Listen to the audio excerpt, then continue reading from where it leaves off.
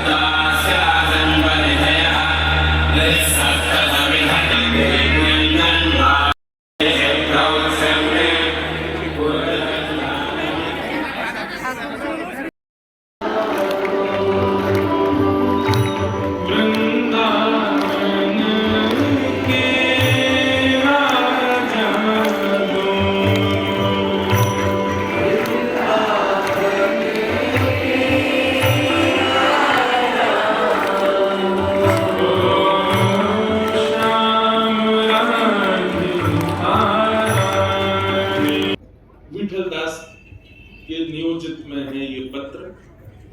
तो जैसे पत्र आया तो महाप्रभु जी बैठे थे यमुना जी के तट पर, कुछ वैष्णव बैठे थे, सत्संग चल रहा था और विठलदास जी वहां पर सोहनी कर रहे। सोहनी कहते हैं झाड़ू लगा रहे थे। महाप्रभु जी ने जैसे पत्र देखा, पत्र देख करके बोले, विठल तुम्हारे लिए पत्र आया है। विठलदास जी बोले, गुरुदेव आपके हाथ में आ गया, अब इसको मैं स्वीकार कैसे करूं, आप ही पढ़ लीजिए क्या लिखा है। तो जूनागढ़ के राजा की मोहर लगी थी, पढ़ा तो उसमें लिखा, आपकी योग्यता श्रेष्ठता जान करके सब राजाओं ने मिलकर के ये मत बनाया कि जूनागढ़ का प्रधानमंत्री श्री विठलदास जी को बनाया जाए।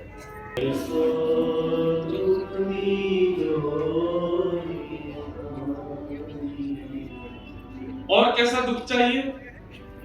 बस्ती छोड़ एकांत बिठाओ, बस्ती छोड़ एकांत बिठाओ, बातन सो घबराही,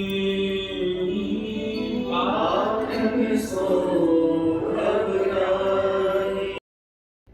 मेघमालाओं को आज्ञा कर दी कि इतनी वर्षा करो पूरा ब्रजमंडल डूब जाए। गड़गड़ करके काले बादलों ने आकर के ब्रजमंडल को घेर लिया, मूसलाधार वर्षा होने लगी। जैसे ही बूंद गिरी आकाश से, ब्रजवासी सब कहने लगे, हम तो पहले ही मना कर रहे लाला, या इंद्र की पूजा बंद मत करवावे, लेकिन तूने हमारी बात मानी ना। देख नाराज है तो अब सब ब्रजमंडल डूब जाए, कौन बचाएगा हमें? ठाकुर जी बोले, शरणागति का सबसे पहला सूत्र है विश्वास।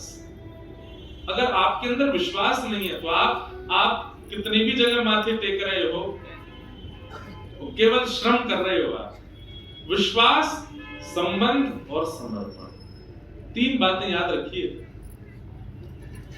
चाहे गुरु के प्रति हो, चाहे ज्ञान इमाम त्राहिमाम करके सब भागने लगे, बोले बचाओ बचाओ बचाओ, अब इंद्र हमको डुबा देगा।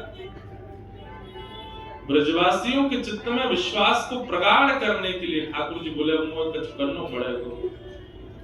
गिरिराज बाबा को प्रणाम किया और प्रणाम करके अपनी दोनों भुजाओं से जैसे गिरिराज शिला को ठाकुर जी ने अधर किया, एक तरफ से श्री गिरिराज जी उठ गए, भीतर ठाकुर जी ने प्रवेश किया, दोनों भुजाओं से गिरिराज जी को ऊपर की ओर उठा के मध्यस्थ पहुंचे। 21 किलोमीटर के गिरिराज बिल्कुल बीच में पहुंचे ठाकुर जी, और मध्य में जाकर के अपनी बाम हस्त की इकन्नी उंगली के नख पर धारण कर लिया और सब ब्रजवासियों को कह दी, भैया आ जाओ सबरे आकर के यहाँ नीचे खड़े है, जाओ मैंने छतरी खोल ली है, गिरिराज रूपी छतरी। सब ब्रजवासी देख करके आश्चर्य। 7 बरस के लाला, केवल 7 बरस के हैं ठाकुर जी, और 7 कोस लंबे चौड़े गिरिराज पर्वत को अपने बाम हस्त की 51 उंगली के नख पे धारण किया है ठाकुर जी। नख पे धार लियो गिरिराज नाम गिरधारी पायो, गिरधारी पायो है नाम गिरधारी पायो।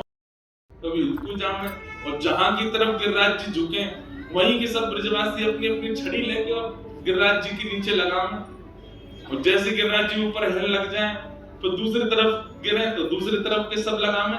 ऐसे करके महाराज सब ब्रजवासी ने दूर दूर तक छड़ी लगा ली, बीच में ठाकुर जी खड़े। गिरिराज जी स्थिर रह गए। ब्रजवासी बोले, लाला हम सबन ने अपनी छड़ी लगा ली है, तू अपनी उंगली नीचे कर ले। अब तिल भर रोज पृथ्वी के भीतर प्रवेश कर रहे हैं। जय हो गिरिराज बाबा ने कथा सुना दे। हम भैया सुबाह दो, नहीं तो इन्हीं की कथा चलेगी। व्यासपीठ पे और बैठा दी आपने, तो हम क्या कह रहे थे? हाँ,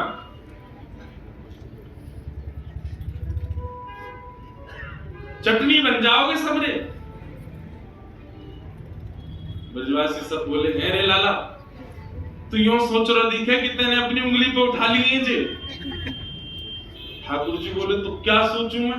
बोले, हमारी छड़ी पर टिक रहे हैं गिरिराज जी, हम सब ने ऐसे मोटे मोटे बांस के डंडा लगा रखे, तू अपनी उंगली नीचे कर ले, ज्यादा इतराए मत हमारे आगे। ठाकुर जी बोले, भैया मान जाओ, मेरी उंगली पे टिक रहे हैं। लाला तू नीचे कर ले अपना हाथ, हमने छड़ी लगा रखी है। ठाकुर जी बोले, ठीक है तो फिर संभालो भैया गिरिराज जी, मैं हटा रहा हूं अपना हाथ। बोले, हाँ हटा ले। जैसे ठाकुर जी ने नेक उंगली नीचे करी, महाराज गड़गड़ करके गिरिराज जी नीचे आने लगे। सबन की छड़ी चट चट चट चट, सब की छड़ियां टूट गई दूर दूर तक। सब ब्रजवासी नीचे झुक गए, लाला बचा बचा बचा। ठाकुर जी ने फिर से उंगली लगाई और फिर से गिरिराज जी धारण रहे। अब तो दूर दूर तक एक भी छड़ी नहीं है। अब सब ब्रजवासी अपनी टूटी हुई छड़ी में देखें और फिर लाला देखें। लाला जी सांची में तेरी उंगली पे टिक रहे हैं। बोले, हम मेरी उंगली पे टिक रहे हैं। लाला जी इतनो भारी, इतनो बड़ो, इतनो विशाल गिरिराज पर्वत, नेक से तो हमारो लाला बाकी नेक से उंगलियां तो कैसे आगो? ठाकुर जी बोले, हम जय जय हैं। कौन है? जय जय। हम जय जय हैं। चलो सबरे प्रणाम करो। चले देखो, हम सब काम बताते आए, समंत कहते आए कि हम जय जय। कोई ने नहीं माने। देखो मैंने गिरिराज जी उठा लिए, मैं जय जय हूं। ब्रजवासी सब बोले, अरे लाला ऐसा का काम किया उसने जो तू जय जय? ठाकुर जी खड़े खड़े बोले, पूतना मारी, अघासुर मारो, धनुकासुर मारो, कालिया नाग मारो, सबरे राक्षस मैंने मारे, और आज देखो इतना बड़ा गिरिराज पर्वत उठा लियो। जी कोई मानव कर सके? ब्रजवासी बोले, लाला बस बस बस बस, ज्यादा मत बोले, मारी तेने पूतना। लाला ये तेरो बोलना है कि तेने पूतना मारी। ठाकुर जी बोले, तो फिर कैसे मर गई वो? बोले, ये तो हमारे ब्रजमंडल को स्वभाव है कि यहाँ अगर बिना पुण्य किए व्यक्ति आवेगो, बिना पुण्य यदि किए आवेगो, तो ब्रज के प्रभाव से धीमे धीमे धीमे मृत्यु को प्राप्त हो जाएगा।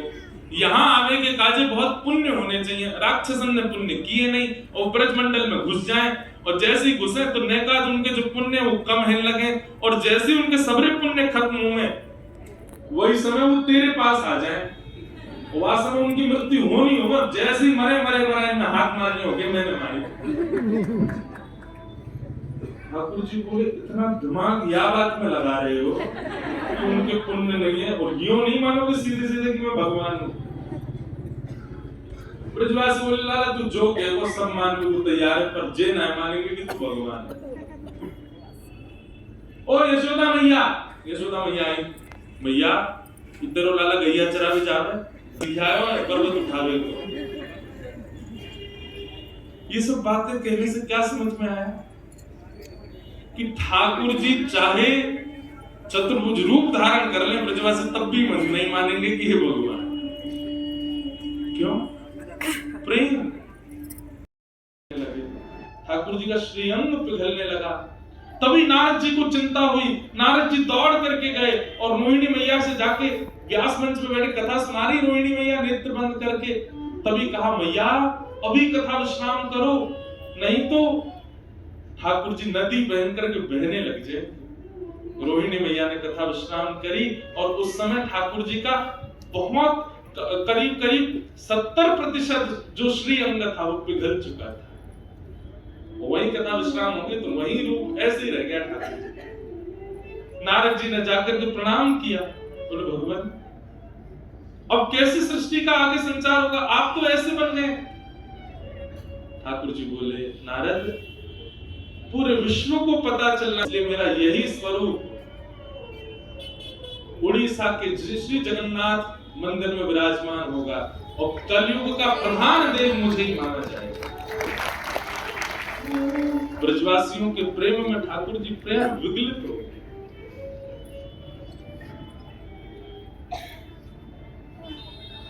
ऐसा प्रेम ठाकुर जी करते हैं ब्रजवासियों से।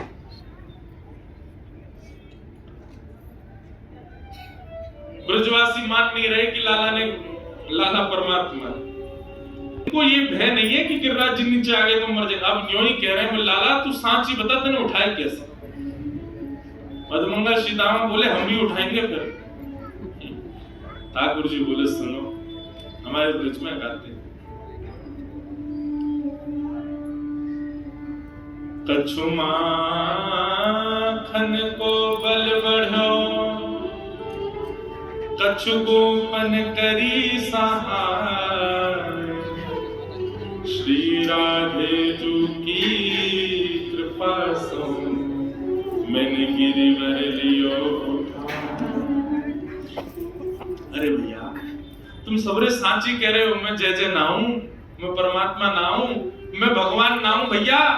मैं तो अपनी यशोदा मैया को लाला हूं, मैं तो नंद बाबा को लाला हूं, मैं बलभद्र को छोटा भैया हूं, मैं तो मधुमंगल को सखा हूं, मैं कोई भगवान थोड़ी हूं।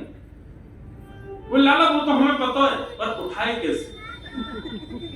ठाकुर जी बोले कछु माखन को बल बढ़ो। आप सबन के घर से मैंने मक्खन चुरा चुरा के खायो भैया, वही मक्खन के मुंह में बल आयो पहली बार। मधुमंगल श्री राम बोले लाला मक्खन तो हमने भी चुराया तेरे संग, हम तो ये 5 किलो कोई ना उठ रहो।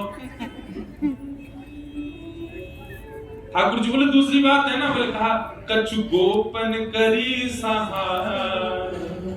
आप सब गोप ग्वालन ने मेरी बड़ी सहायता करी। ग्वाला बोले हमने क्या सहायता करी। बोले भैया जब गिरिराज बाबा प्रकट हुए तो आप सबन को लगी जे लाला ही 4 भुजा वाला बन के प्रकट है हुआ का। बोले हम बे लाला ऐसी लगी और वास्तव में आप सब गिरिराज जी को देख रहे और फिर मोह देख रहे, फिर गिरिराज जी देख रहे, फिर मोह देख रहे, तो वास्तव में आपकी दृष्टि से जो भाव रूपी बल होगा वो मुंह में आ गयो। इतने लाखों ब्रजवासी ने एक टक मेरी ओर देखो तो आप सबन की शक्ति निकल के मुंह में आ गई और लाखों ब्रजवासी की शक्ति जैसी मेरे भीतर आई मैंने गिरिराज जी उठा लिया। आप सबन ने मुंह को टकटकी लगा के देखो या हमारे आप देख लेंगे हमारी शक्ति थी तो उठावे को। ठाकुर जी खड़े खड़े गिरिराज जी धारण करके इतने प्रसन्न हो रहे हैं ब्रजवासियों के इस भाव से। तब ये ब्रजवासी बोले लाला तेने अपनी बात में एक बात और कही, श्री राधे जी की कृपा से मैंने गिरिवर लिया उठा। किशोरी जी ने ऐसी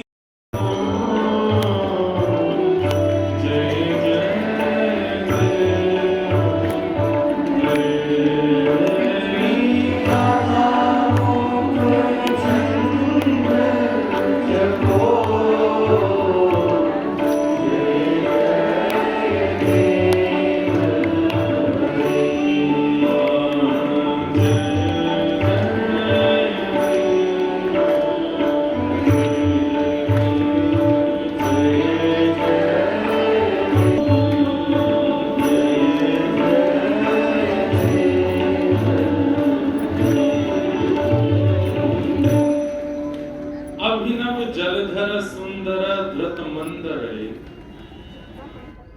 श्री मुख चंद्र चकोर जय जय देव।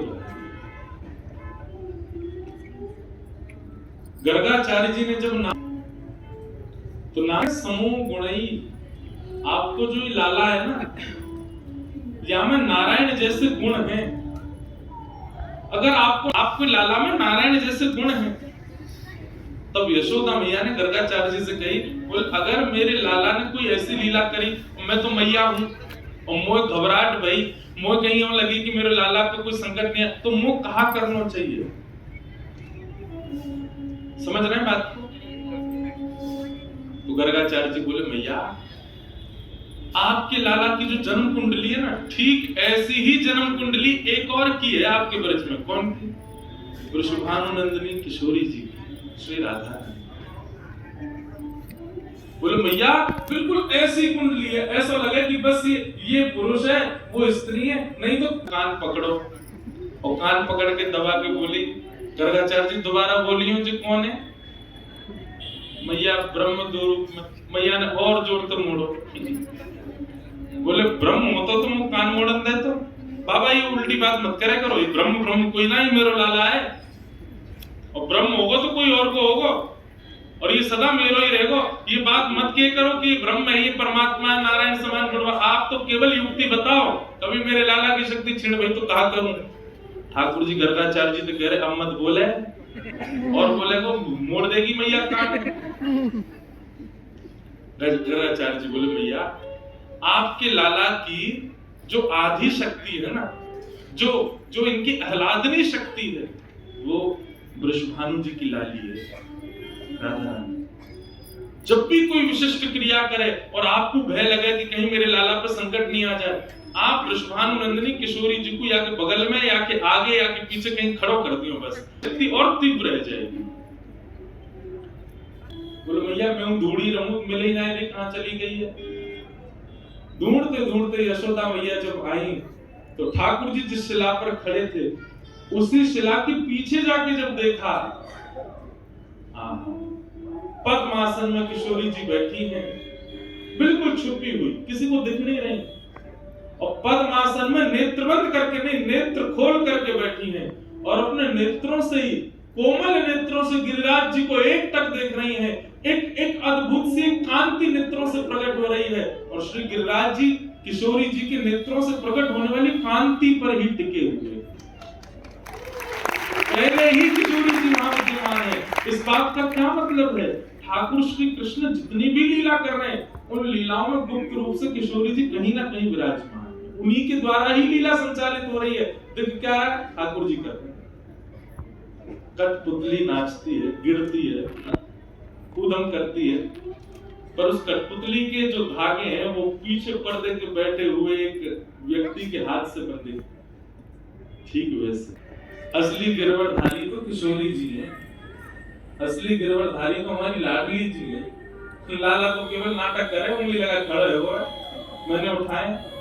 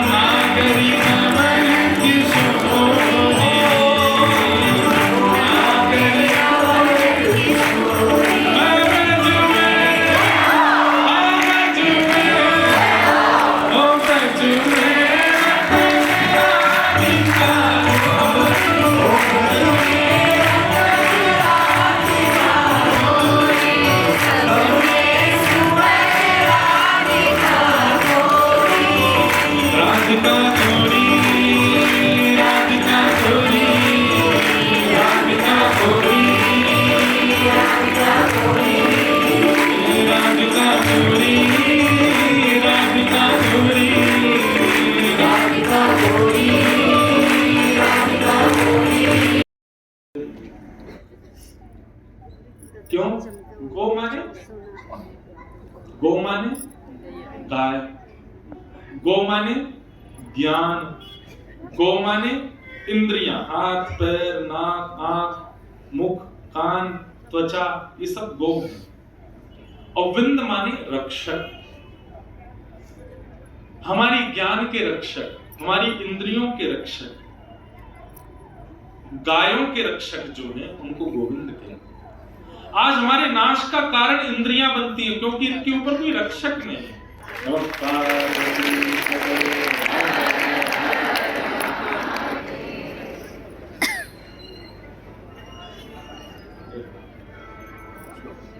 जय राम जय कृष्ण गोविंद जय गोपाल।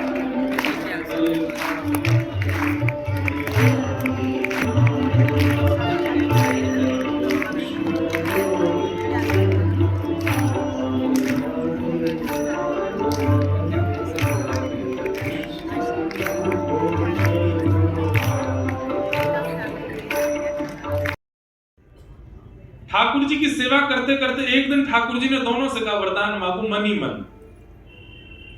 तो इंद्रद्युम्न राजा ने तो वरदान मांगा कि भगवान मेरा वंश यहीं तक ही रहे, मेरे से आगे कोई वंशधर हो ना। क्यों? मुझे ये बात की चिंता है कि मेरे बाद आपकी सेवा कोई उसमें चूक ना कर दे, इसलिए भले ही कोई व्यवस्थित एक व्यक्ति आपकी सेवा में आता रहे, पर मेरे वंश के बालक, क्योंकि मैंने देखा राजपाट में रहने वाले बालक कभी ना कभी अपनी भक्ति से विलग हो जाते हैं। ऐसा अद्भुत वरदान मांगा मेरा वंश यहीं रुक जाए, इससे आगे कोई हो ना। और पत्नी क्या मांग रही है कि मेरे एक संतान हो। जो दोनों पति पत्नी ने विपरीत वरदान मांगा, एक मांग रहा है कि मेरे संतान ही नहीं हो, एक मांग रही मेरे संतान, एक ऐसा बालक हो जिसको मैं गोद में खिला सकूं, हृदय से लगा सकूं, अपना पुत्र कह के पुकार सकूं। ठाकुर जी बोले तो असमंजस हो गई, पति की इच्छा पूरी करें पत्नी की करें। ठाकुर जी ने उसी समय वचन दिया, बोले देखो हम तुम दोनों को बता देते हैं तुम दोनों ने क्या मांगा। पहले राजा का बता, तो रानी ये कैसा वरदान मांगा तुमने? तुमने क्या मांगा? बोले मैंने संतान मांगी। इंद्रद्युम्न राजा बोले भगवान आप तो संकट में पड़ गए। बोले नहीं संकट नहीं, सब योजना है हमारी। बोले क्या? तुमको संतान चाहिए? नहीं, इनको संतान चाहिए। आज से गुंडीचा मैं ही आपका पिता, मैं ही आपका पिता, आप मुझे ही पुत्र मान लो और आप बिल्कुल चिंता ना करें क्योंकि मैं परब्रह्म हूं, इसलिए साल भर श्री मंदिर में विराजमान होकर परब्रह्म बनकर के पूरे विश्व को दर्शन दूंगा। पर आपकी इच्छा की पूर्ति के लिए हर साल में 15 दिन के लिए मैं स्वयं रथ पर बैठकर के गुंडीचा आऊंगा और आपके लिए लाला बनकर के, जैसे मैया लाला को गोदी में खिलाती, गुंडीचा में जो भगवान जगन्नाथ जी की सेवा है वो बिल्कुल विलग है श्री मंदिर से। वहां श्री मंदिर में परब्रह्म की आराधना होती है, पर गुंडीचा में नेक्स्ट से लाला की आराधना होती है। रथ पर बैठ करके मैया हर वर्ष आऊंगा और आपका लाला बनकर के आपके हाथ से पाऊंगा, आपकी गोद में बैठूंगा। अब सृष्टि का भी तो ध्यान रखना है, इसलिए परब्रह्म रहूंगा। 15 दिन आपको लाला बनकर सुख दूंगा। ठाकुर जी का जो रथ पर बैठ करके गुंडीचा जाना है ये रास है, क्योंकि ठाकुर जी प्रयास कर रहे हैं। हम आप सब लोग रस का अनुभव तो कर चुके हैं, पर अब रास का अनुभव करें। और रास से पहले कहीं भगवत धाम मत चले जाना भैया।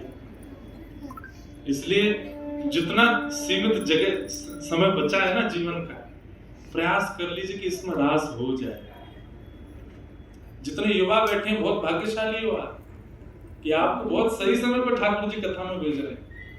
आपके पास बहुत समय, अभी आयु खूब बची है, इसमें रास कर लो, रास का अनुभव कर लो। ठाकुर जी कोई योजना बनाए आपके लिए। उनकी गौशाला में गैया की सेवा करता था एक व्यक्ति, इतना सीधा था, इतना सरल था, इतना सहज था, उसको सब भोंदू बोलते थे। क्या बोलते? योगी भगवत प्राप्ति में पीछे रह जाएंगे, समाधिस्थ रहने वाले भगवत प्राप्ति में पीछे रह जाएंगे, तो फिर भगवत प्राप्ति में सबसे आगे कौन चलेगा? भोंदू। बहुत सीधा है, बहुत सरल है, बहुत सहज है, जिसको कुछ पता ही नहीं है। हम लोग चतुर बनना चाहते हैं, हमारे अंदर चतुराई अतीत में होती है।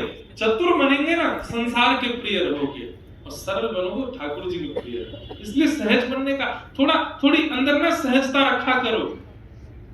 जरूरी नहीं है हर चीज आपको आनी चाहिए, कहीं कहीं अपूर्णता भी अच्छी है। हर चीज में योग्य रहना संसार को प्रिय बना सकता है, संसार के लिए आपको प्रिय बना सकता है, पर हर चीज में थोड़ा थोड़ा अयोग्य रहना, इसमें ठाकुर जी की प्रियता होती है।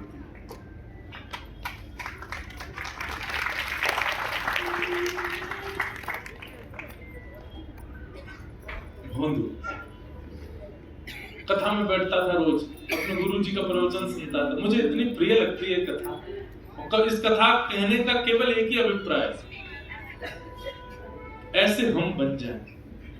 वैसे बनना असंभव है, पर फिर भी बन जाए। रोज कथा सुनता था अपने गुरुदेव से, जो बोलते थे उसको उसके मन में ही आता ही नहीं था कि कोई ग्रंथ की बात है, कोई पुराण की बात है। उसको लगता था कि गुरुजी अपना अनुभव से बोल रहे हैं, ये रोज ऐसा देखते होंगे तभी बोल रहे हैं। मोर मुकुट पहने हुए, गले में कौस्तुभ मणि धारण करके, वैजंती माला पहन करके, पीतांबरी पहन के, वेणु राव करते हुए, असंख्य गायों के साथ ठाकुर जी गैया चराने के लिए गए यमुना पार भांडीर वन। भांडीर वन नाम सुनते उसके कान खड़े हो गए, बोले यहीं तो मैं भी जाता हूँ गैया चराने, मैं भी तो गौशाला की गैया लेके भांडीर वन जाता हूँ, और गुरु जी कह रहे हैं ठाकुर जी गैया चराने भांडीर वन जाते हैं, मुझे तो मिले नहीं कभी वहां पे। और वो इतने ध्यान से सुनने लगा कि मेरी कोई अयोग्यता है, मैं भी पागल हूं, इसलिए तो भोंदू बोलते हैं सब। भांडीर वन इतने सालों से जा रहा हूं, कभी ठाकुर जी देखे ही नहीं मैंने, दिखे होंगे पर मैं ही मूर्ख हूं, देख ही नहीं पाया उनको। गुरु जी से अच्छे से सुन लेता हूं, उनके रूप आदि का वर्णन सुन लूंगा, कल मिलेंगे तो शायद मिल ले हम। गुरु जी बता रहे वरहा पीडम नटवरवपु कर्णयो कर्णकारं विभ्रदवासः कनककपिशं रन्ध्रामेणो अधरसुधया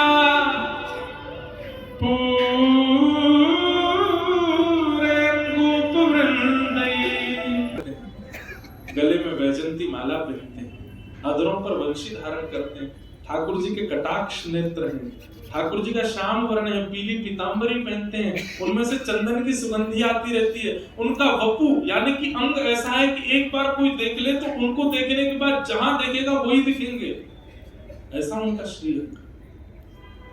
भोंदू बैठा सब सुन रहा था ध्यान से, रात भर नहीं सोया। अरे भोंदू पागल, इतने दिन से जा रहा है भांडीर वन, तेरे भगवान देखे, कल देखे।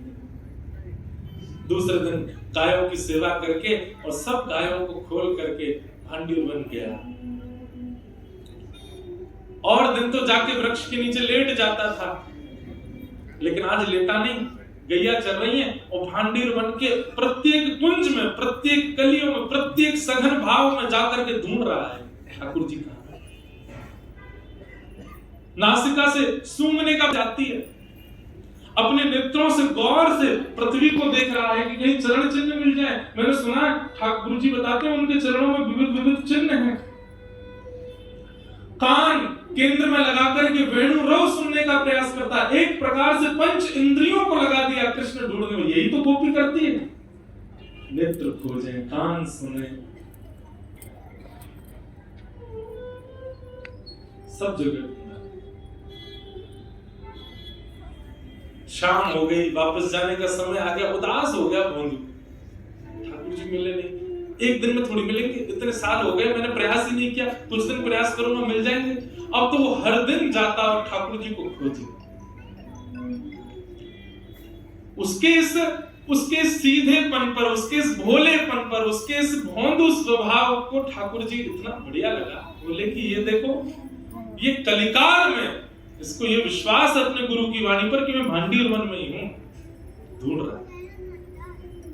और ढूंढते ढूंढते तभी क्या देखता है, असंख्य गायों का समूह सामने से आ रहा है, और वे गाय जैसे ही थोड़ी थोड़ी विलग हुई, नील वर्ण के, श्याम वर्ण के श्री ठाकुर जी और पीत वर्ण की पोशाक पहन रखी है, काली कमरी डाल रखी है, गले में वैजंती माला है, बाकी अदा से चल रहे हैं, घुंघराले केश हैं, कटाक्ष नेत्र हैं, धीमे धीमे अधरों पर वंशी धारण कर लेते हैं, कभी गैया के गले में गलवैया डाल लेते हैं, पद्मराग के कंगन ऐसे चमक रहे हैं ठाकुर जी के, मुस्काते तो महाराज देख करके मूर्छा सी होने लग जाए। ठाकुर जी चल करके भोंदू की ओर आ रहे। भोंदू ने कहा ये कैसे पता करूंगी ठाकुर जी? बोले गुरु जी बोले थे कि उनको देखने के बाद जहां देखोगे वही दिखेंगे। उनको देखने के बाद उल्टा हो गया, पीछे देखने लगा तो वहां भी वही दिखने लगे, वृक्षों में देखा तो वहीं भी वही दिखने लगे, यमुना जी में देखा तो वहां समझ गया, बोले यही श्री कृष्ण है। चरणों में गिर गया, उठ करके बार बार बलैया ले ठाकुर जी की, उनके मुखमंडल को देखे, उनके चरणों को देखे। ठाकुर जी गए, अरे लाला कहा नाम है तेरा? भोंदू बोलो मेरा नाम भोंदू है। अब भोंदू नाम सुनते ही ठाकुर जी को तो ऐसी हंसी आई, ऐसी हंसी आई, ठाकुर जी बैठ गए वहीं पे और पेट पे हाथ धर के ऐसे, और फिर अरे फिरते बताइयो कहा नाम है तेरा? बोले भोंदू। भोंदू सुन के ठाकुर जी फिर ऐसे, और महाराज हंसते हंसते ठाकुर जी ने उसको हृदय से लगा लिया। अब ठाकुर जी ने तो सहज ही हृदय से लगाया, स्पर्श पाते ही भोंदू के रोम रोम रोम रोम आनंदित हो गए, नेत्रों से अविरल अश्रुधार गिरने लगे। ठाकुर जी के अंग की श्री कांति की सुगंधी लेकर के भोंदू विचलित सा हो गया। थोड़ी देर के लिए उसको पता नहीं चले मैं क्या, कहां हूं, कौन हूं, क्या हूं, सुध-बुध सब खो गया। ठाकुर जी उसकी थोड़ी पकड़े, उसके गाल पकड़े, उसके सिर पे हाथ फेरे, बोले भैया तेरा नाम में बहुत जोर का लगो, एक काम कर तू मेरा मित्र बन जा।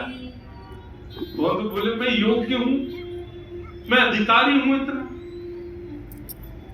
अरे अधिकारी तेरे चाहवे तो ना हो, तो मैं जाको चाहूंगा वो मेरा अधिकारी बन जाएगा, तू मेरा अधिकारी है, चल तू मेरा मित्र है आज से। बहुत खुश हो गया भोंदू। भोंदू बिल्कुल भी लाग लपेट कुछ नहीं, वो बहुत सहज है क्योंकि उसको आता ही नहीं है। ठाकुर जी के बगल में अपनी स्वापी बिछा दी, बोले बैठ जाओ यार। ठाकुर जी बैठ गए। ठाकुर जी बोले अरे कुछ भोजन पानी की व्यवस्था है तो पे कि ना? भोंदू बोलो हाँ 2 टिक्कर लाया हूं, गुड़ के संग खावे। ठाकुर जी जल्दी खोल। टिक्कर खोले, एक ठाकुर जी को दे दियो। अब हम लोग होते क्या करते, दोनों ठाकुर जी को देते, तो भोंदू नहीं एक ही दिया ठाकुर जी को, एक अपने पास रखा। ठाकुर जी उसकी सहजता पे मोहित हो रहे, बोले कोई लाग लपेट नहीं है इसमें, खुद भी तो भूखा है बेचारा। ठाकुर जी जय जय यार पालो, जे मेरो मैं पालो। ठाकुर जी बोले खेल में आगे संग, जल्दी जल्दी रोटी पाले, मोको तो भूख लग रही है और दे। भोंदू बोले लो आधी ले लो, या मैं आधी में पालूं। ठाकुर जी बोले अभी पूरी नहीं दे रहा। ठाकुर जी झट पा लियो और भोंदू ने मुख से लगाया, एक एक एक कवल पाया। ठाकुर जी ने वहां के हाथ ही छीन लो, ला दे मुझको भूख लग रही है। जय जय जी तो गलत बात है, आप अपनी मैया से कह करो ना भोजन दे के भेजे करें। जब वन में आओ, गैया चरावे आओ तो मैया को ध्यान रखना चाहिए, हमें भूखो रहेगो। उसकी इस बातों पर ठाकुर जी बोले ये कितना सरल है, कितना सहज है, इसको कोई नहीं कुछ नहीं पता है कि ठाकुर जी के प्रति क्या भाव होता है। कल तुमको दुगुना लाना पड़ेगा क्योंकि आप तो मेरे पा जाओगे। गुरु जी वैसे एक दिन कथा में कह तो रहे, कहा ठाकुर जी बोले क्या कह रहे गुरु जी? गुरु जी कह तो रहे कि आप बहुत पेटू तो हो, 8 बार भोजन लगाता है, मंदिर में 8 बार भोग लगता है आपका। ठाकुर जी इतने प्रसन्न हो गए भोंदू पर। और जगह तो व्यक्ति पूछता है कि ठाकुर जी के दर्शन कब होंगे, और आप ठाकुर जी कह रहे भोंदू कब आवेगा तू? मैं तो जैसे सूर्य ऊपर आ जाए बिल्कुल वही समय आ जाऊं।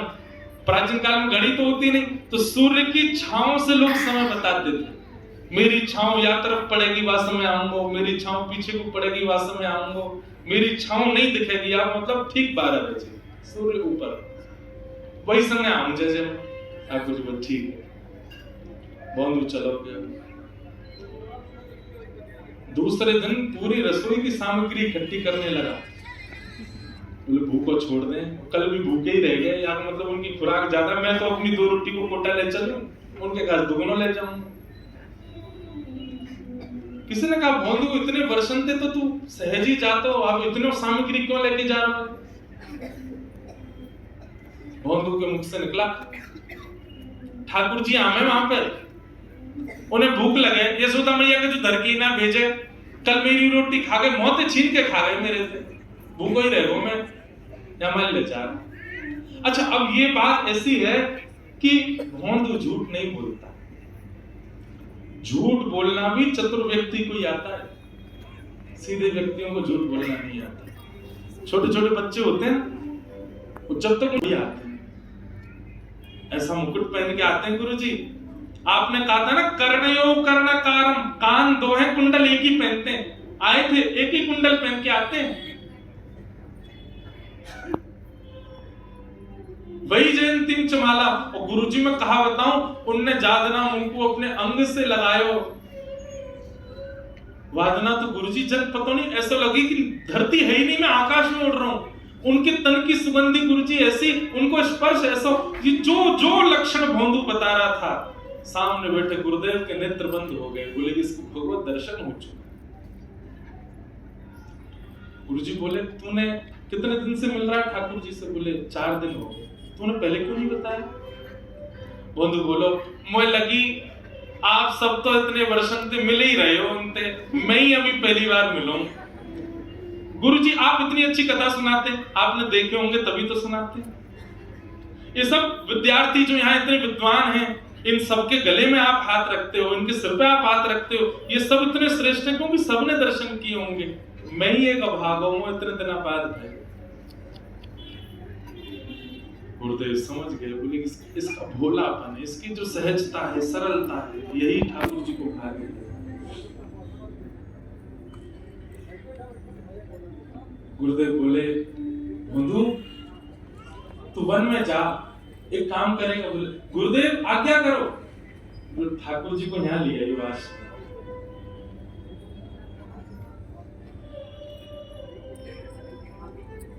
बंधु तो इतना आनंदित हो गया कि अपने संपूर्ण जीवन काल में पहली बार गुरुदेव ने मुझे कोई आज्ञा करी है, और ये भी अगर मैं पूरी नहीं कर पाया तो धिक्कार है मेरे जीवन को। इतने आनंद में भर गया, इतना उत्साहित हो गया, चरणों में गिर गया। धन्यवाद गुरुजी, आपने मुझे योग्य समझा। आप चाहते किसी भी बालक से कहते ठाकुर जी को लिया, पर आपने मुझे ही चुना। मैं लाऊंगा, मैं जरूर लेके आऊंगा ठाकुर जी को। निकल पड़ा। आज भोंदू का उद्देश्य कुछ और नहीं है, ठाकुर जी को ले जाना है। जैसे पहुंचा, ठाकुर जी प्रतीक्षा कर रहे थे। भोंदू गयो, जाति बैठ कर ठाकुर जी ने हृदय से लगायो। भोंदू को आज तो बहुत ही अच्छा दिन है, आज तो बहुत ही श्रेष्ठ दिन है, आज तो वो भयो जो आज तक नहीं भयो। बात में करेंगे, पहले रोटी खोल। भोंदू ने रोटी खोल दी। आज तो इतनी सारी लेके आयो, ठाकुर जी के सामने 4-5 रोटी धर। बोले भल लो, खूब प्रेम से पालो, और नेकाल बच्चे हो जाए ना, आपके जो सखा वखा उनको खवाई दियो हैं, ले ये 2 मेरी है, इन्हें मेरे पास ही रह दियो। ठाकुर जी प्रेम से पान लगे। भोंदू धीरे से ले, उनने मुझको आज्ञा दी है कि आप मेरे संग आश्रम चलो। आप चलेंगे ना? ठाकुर जी रोटी पाते पाते बोले, देख भोंदू तू हमारा मित्र है, हम तेरे मित्र हैं। जब बीच में गुरु जी मतलब क्या मना कर दे उनते, मैं मान आ जाऊंगा, बस तोय मिलूंगा, तोय देखूंगा, तेरे संग हमारा नातो और कोई हमारा नातो नहीं।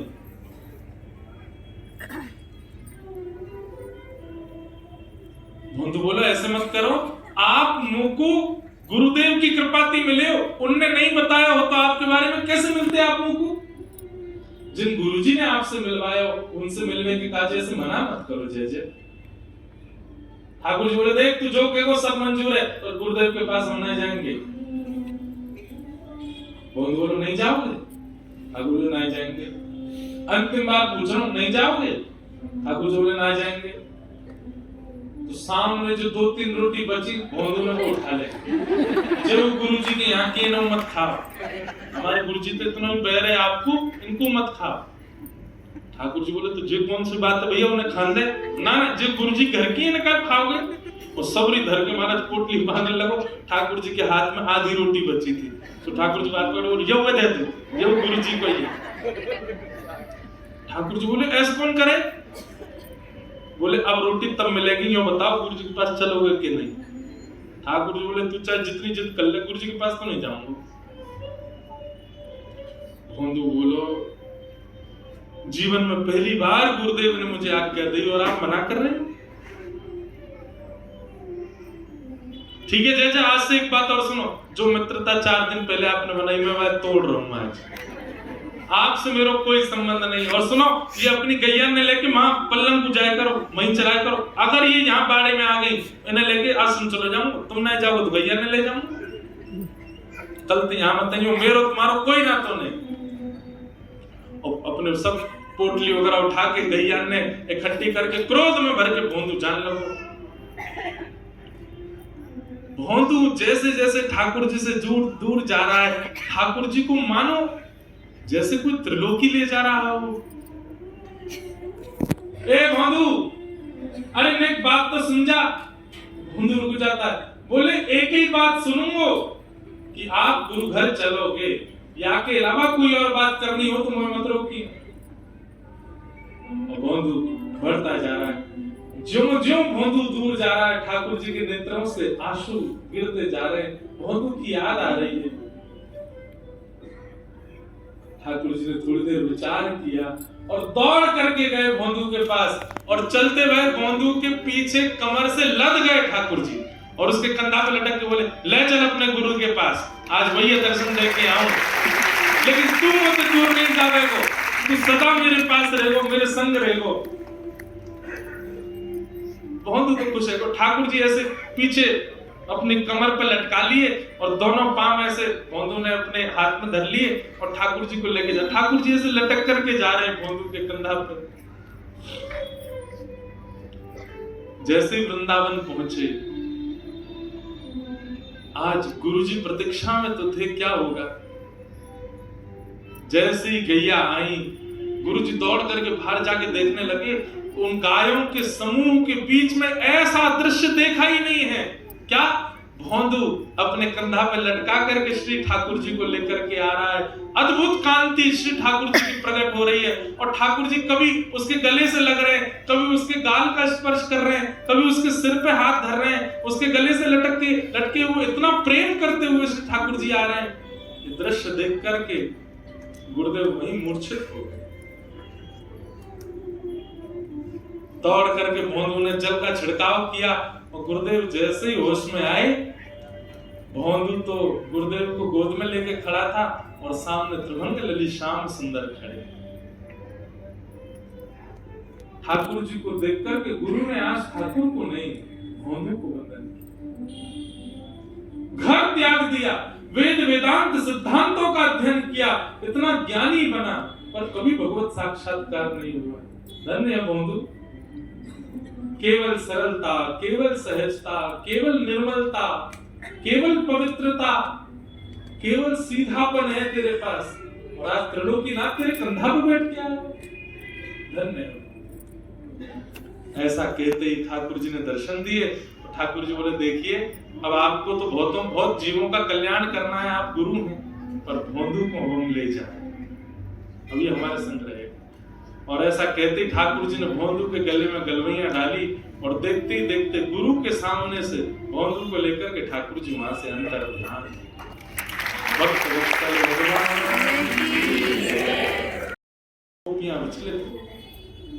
ये तो वही रात्रि है जिस रात्रि में मिलने का आश्वासन किया ठाकुर जी ने, लेकिन एक भी गोपी अपने घर से गई नहीं। क्यों? मानी ना। सब कह रही है एक बार और कन्हैया कोई संकेत करके। ठाकुर जी ने वन में जाकर के कदम वृक्ष के नीचे बैठ करके अपने वेणु को अपने अधर पर धारण करके कोमल उंगलियों से उसके चित्रों को आच्छादित करते हुए जैसे प्राण पिरोए, जगऊ कलम बाम दृशाम मनोहर। शुकाचार्य जी वर्णन करते हैं ऐसी वंशी बजी वृंदावन में कि कृष्ण प्रेम जिनके चित्त में नहीं है उनको धुन सुनाई दे रही है, पर कृष्ण प्रेम में जो कोई भी है उसको शब्द सुनाई दे रहा है। शब्द कैसा? अरे चल गोपी तू क्या कर रही है, मैं तेरी प्रतीक्षा कर रहा हूं, जल्दी आ। जैसे कथा यहां हो रही है, होठ में लगा के भाग गई है, होठ वाली आंख में लगा के भाग गई है, किसी ने केवल एक ही चोटी बनाई है, दूसरे बाल खुले भागे हैं, वस्त्र अस्त व्यस्त हो गए। शुकाचार्य जी वर्णन कर रहे हैं एक चीज का। दो बातें सिद्ध होती हैं, एक तो प्रेमी के बुलावे में संभलने की भी स्थिति नहीं बन पाती, और दूसरी बात गोपियां जानती हैं कि श्री कृष्ण को रूप से कोई फर्क नहीं पड़ता, श्रृंगार से कोई फर्क नहीं पड़ता। अगर फर्क पड़ता तो पूतना को अभी तक रखा हुआ होता, इतनी सुंदरी बन के आई थी वो, तो उसको तो मार दिया। इसलिए गोपियां इस बात को जानती हैं कि रूप स्वरूप प्रभाव श्री कृष्ण को इनसे कोई अभिप्राय नहीं है, इसलिए जिस स्थिति में थी उसी में भागी। आंजलोचने, बहुत सुंदर वर्णन है भागवत में गोपियों के रूप का। मतलब सामान्य व्यक्ति देखे तो यूं कहेगा राम राम राम, कैसी बावड़ी पागलों की फौज खड़ी है, पर गोपियां सब इसी रूप में थी। हमारे ब्रज के लोगों को देखो, यहाँ ब्रज रज लगा लेंगे, यहाँ लगा लेंगे, यहाँ लगा लेंगे, हवा से बन जाएंगे, हवा से बने बने घूमते हैं ब्रज में। क्यों? तो अपने प्रिय को प्रसन्न करने के लिए पूरे मुंह में ब्रज रज लगाए घूमते हैं सब ब्रजवासी, ब्रज के रसिक जन। गोपियां सब पहुंच गई। ठाकुर जी थोड़ी देर वेणु रोक करते करते करते जैसे ही ठाकुर जी ने वेणु रोका, नेत्र खोल करके सामने देखा असंख्य गोपियां। ठाकुर जी कहते हैं स्वागतम वो महाभाग प्रियम किम करवाणि ब्रजस्यानामयं कश्चित् ब्रूतागमनकाय। आइए आइए आइए आइए, स्वागत स्वागत स्वागत, सब लोगों का स्वागत। इतनी रात को आप सब लोग आएंगे, इस बात का तो स्वागत है, पर आई क्यों हैं? ब्रूतागमन कारण, आपके आने का कारण क्या है? तो वही बात हो गई, निमंत्रण दिया, उसके बाद फोन किया, और जब हम पहुंच गए तो पूछ रहे आप क्यों आए? ठाकुर जी ने निमंत्रण दिया, वंशी बजा करके पुनः निमंत्रित किया, और जब सब गोपियां पहुंच गई तो कह रही ब्रूतागमन काल, आप सबके आने का कारण क्या है? और ठाकुर जी ने यहाँ पर पतिव्रता नारी के धर्म क्या होते हैं वह बता करके गोपियों को अपने ऊपर लज्जा हो ऐसी बात करने लगे। ठाकुर जी तुम सब अपने पतियों को छोड़ के आइए, अपने बच्चों को छोड़े। अच्छा, रास में आई हुई गोपियों की आयु कितनी थी? 6 वर्ष से लेकर के 120 वर्ष तक की गोपियां। इसका मतलब क्या? काम लीला नहीं है, इसमें काम का प्रवेश भी नहीं।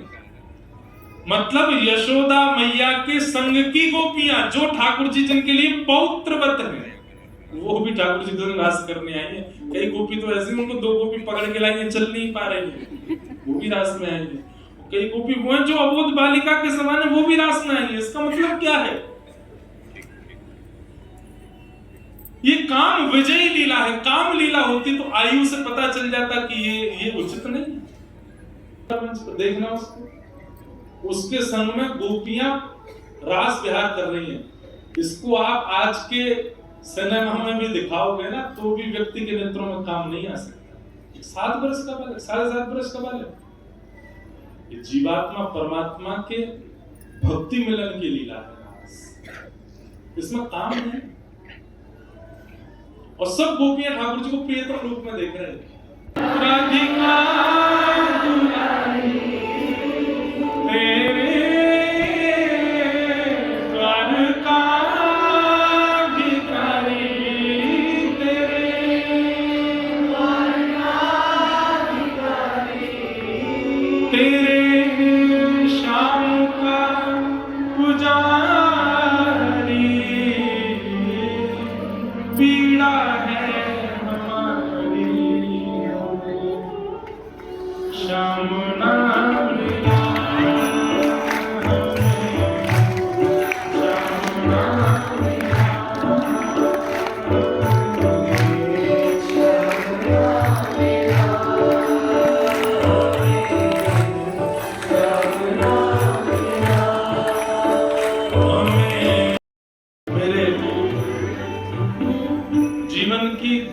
कथा में पूज्य बापू पधारे और जब आए तो गोपी गीत चल रहा था। तो बापू कथा के बाद में जो कह के गए सुनने योग्य बात। हमको कृष्ण सुनाई देने लगे, नासिका को सुगंधी आने लगे, जीव रसयुक्त हो जाए और त्वचा को स्पर्श, तो समझो कि आप गोपी गीत का नियमित रूप से, ढंग से और सहज सरल भाव से और भगवत कृपा से पाठ कर रहे हैं। अगर पंच इंद्रियों को कृष्ण स्पर्श का अनुभव ना हो तब तक गोपी गीत गाते रहो। गोपी गीत का फल क्या है? पंच इंद्रियों को कृष्ण दर्शन, ये गोपी गीत का फल है। श्रीमद् भागवत में 12 स्कंद हैं, जिसमें 10वां स्कंद प्रधान है। 12 स्कंद भगवान का अंग है। 12 अंग होते हैं हमारे शरीर में, वो 12 अंग ही भागवत के 12 स्कंद हैं श्री कृष्ण के।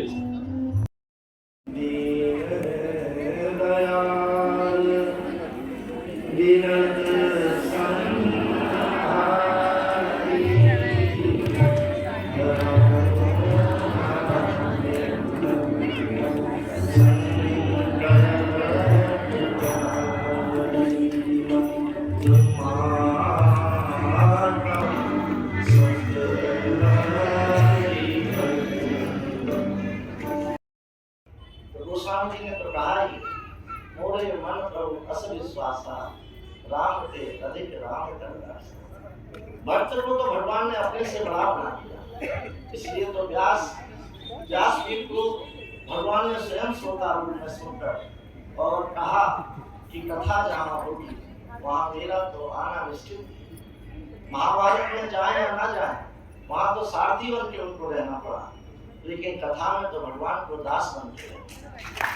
और यहाँ आप जहाँ परंपरा और एक गुरुमुख रूपी व्यास पीठ पर एक महान व्यास के रूप में विराजमान है, तो निश्चित ही काशी विश्वनाथ यहाँ विद्यमान है, संकट मोचन हनुमान जी विद्यमान है और माँ अन्नपूर्णा भी यहाँ विद्यमान है। और जिस व्यास पीठ का प्रथम दीप प्राकट पूज्य बापू ने किया हो, तो उसका प्रकाश तो इस पृथ्वी पर अद्भुत होना ही। आप हमेशा ये हमारे युवाओं के एक प्रेरणादायक है।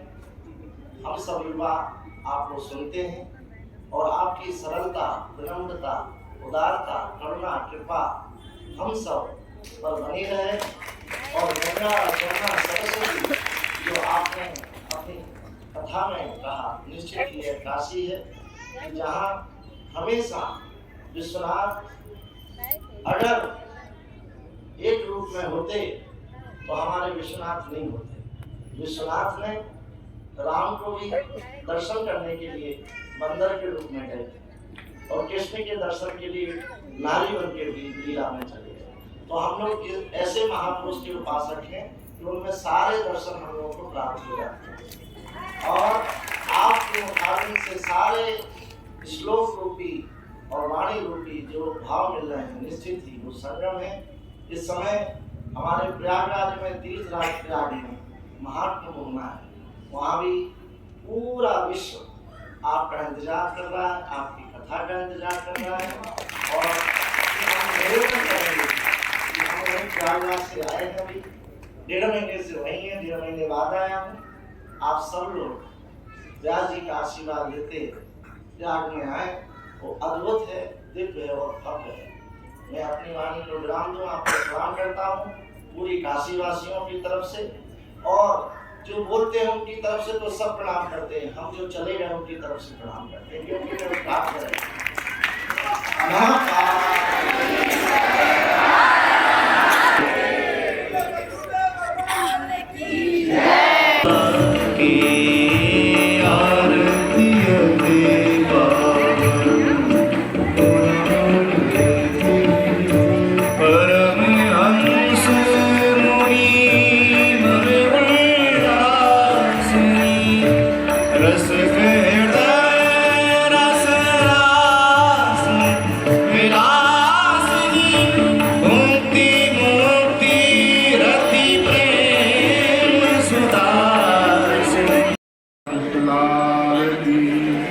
काशी विश्वनाथ सरकार की। गंगा मैया की, अन्नपूर्णा माता की, संकट मोचन हनुमान की। जय जय श्री राम। नमः पार्वती पतये हर हर महादेव। अभी प्लीज महाराज